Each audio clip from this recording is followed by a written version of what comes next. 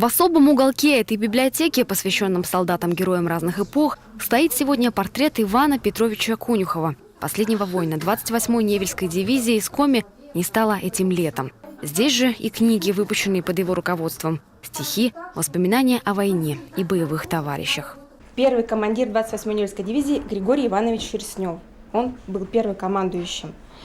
Вообще название 28-й Невельской дивизии полное. 28-я стрелковая краснознаменная Невельская дивизия. Невельская, потому что они участвовали в боях под Невелом. Выходцев из Коми среди этих героев было около трети. Военный штаб располагался в Котласе. Там солдаты занимали бывший дом колхозника, деревянное двухэтажное здание. В 42-м – присяга, а следом – первое боевое крещение – бой на подступах к Великим Лукам. После еще много сражений – освобождение Невеля, Полоцка, Риги, взятие Тильзита. Победная 9 мая дивизия встретила под Бухарестом. О подвигах ее солдат знают здесь, в библиотеке. И рассказывать о них готовы каждому читателю. Работники оцифровали несколько книг, написанных под руководством Конюхова, и уже включили их в электронную систему. К слову, идея присвоить имя дивизии какой-либо из библиотек принадлежит самому Ивану Петровичу. На 7-й филиал выбор пал не случайно. Библиотека давно работает по направлению патриотического воспитания молодежи, проводит различные интересные формы работы, такие как квесты, квизы, игровые экскурсы, различные конкурсы. Именно поэтому мы приняли решение, что именно библиотека номер 7 будет носить это имя. Это первая именная библиотека в составе нашей системы. А к мертвым, выправив билет, все едет кто-нибудь из близких. И время добавляет в списки того, кого уж нет. И ставит обелиски. Грусти сегодняшнему долгожданному событию придает лишь одно. Иван Петрович Конюхов не дожил до открытия мемориальной доски. Всего несколько месяцев. Он ушел на 97-м году жизни. Поддерживал связь со всеми живыми участниками Невельской дивизии из разных районов нашей страны.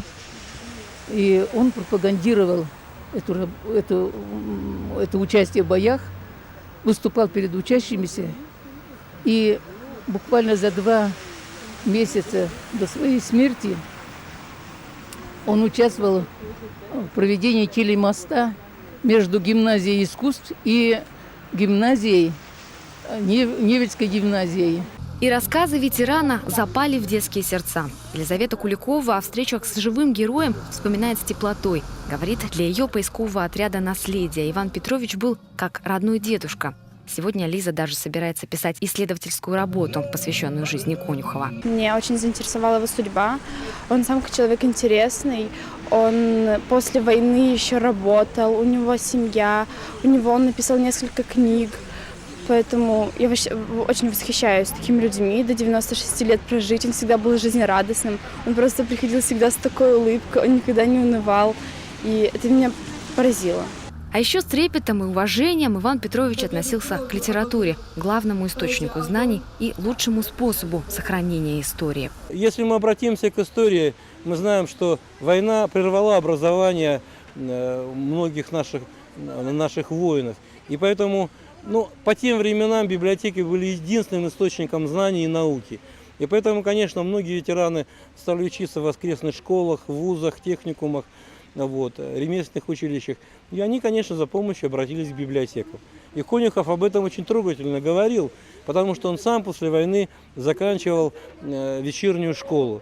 В этом году ветеран написал свою последнюю книгу «От солдата до маршала». Она еще не издана, но в Совете ветеранов уверены, воспоминания обязательно опубликуют. И несколько экземпляров попадут и сюда, в библиотеку имени 28-й Невельской дивизии. Любовь Филиппова, Олег Костромин, телеканал Юрган, Сыктывкар.